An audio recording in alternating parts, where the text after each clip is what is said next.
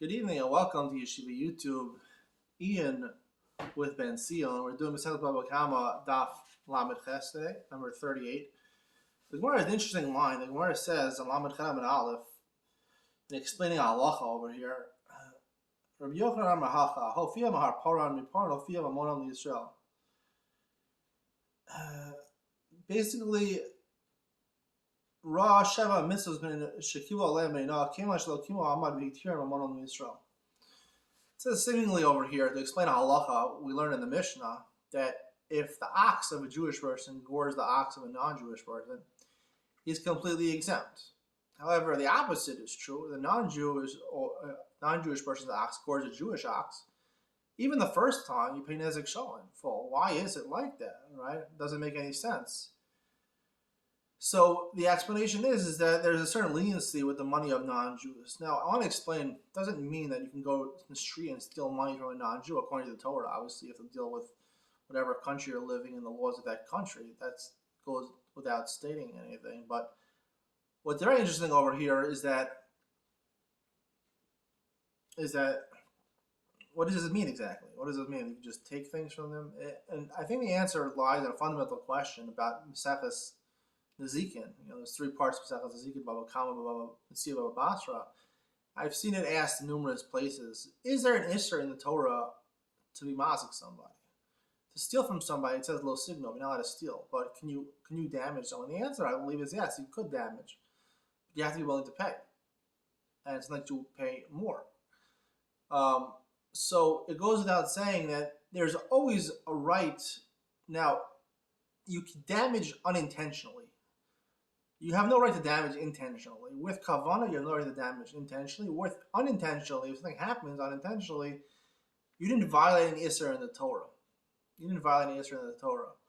If you are mazik intentionally with your body, right? That's from Moshe Rabbeinu that you're not supposed to hit somebody. Lama takereyecha or something like that. We know you're not supposed to. That we know is also in the Torah. You can't use physical force, violence to injure someone's body or to injure someone's property. You can't do that. But unintentionally, to be posheya, to be negligent, that's not an aveira in the Torah. There's chiyuv. You're responsible to pay. You are responsible to pay for the damages, and that's what the Torah is saying over here. The Torah is saying that's what we're talking about. A case where unintentionally your animal went, or your car went, or your animal went and injured the animal of a non-Jew, or killed the animal of a non-Jew.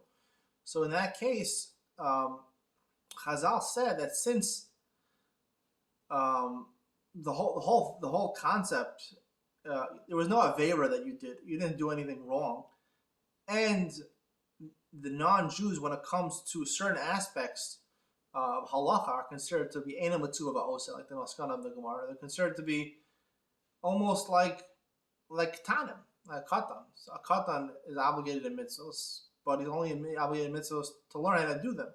And similarly, a non-Jew is obligated in mitzvos to learn how to do them when the time will come, when he's obligated in the mitzvos, when everyone accepts the Torah, the whole world will accept the Torah. So, since it's sort of like a preliminary thing, like a katan, almost like a minor in terms of the mitzvos, so therefore there's no obligation to pay. Now, it doesn't mean you shouldn't pay. You should pay. Really, you should pay. You should do the thing Mishra did. But a court system, a Jewish court system, can't force you to pay because they're preliminary in their obligation of the mitzvos, because they didn't keep the Zayim Mitzvah Noach, and they don't show that they care about the Zayim Mitzvah Noach. So they're in a preliminary stage, and therefore the court system, a Jewish court system, can't force them to pay. Now, it might be the non-Jewish court system could force them to pay. And you're supposed to follow the non-Jewish court system when you're living in a country that is ruled by non-Jewish courts, like America. Israel, not questionable, but America definitely is. But if you're living in a place like Israel, where it's not really clear, the judicial system, is it really based in halacha or is it not based in halacha? But if it were based in halacha, so then a non-Jewish person was there, so technically you wouldn't have to pay. Then you should be paying. However, you don't have to pay because they're in a preliminary stage of acceptance of the Torah. That's all I'd like to say over here. I hope you enjoyed today's share. See you in the next one.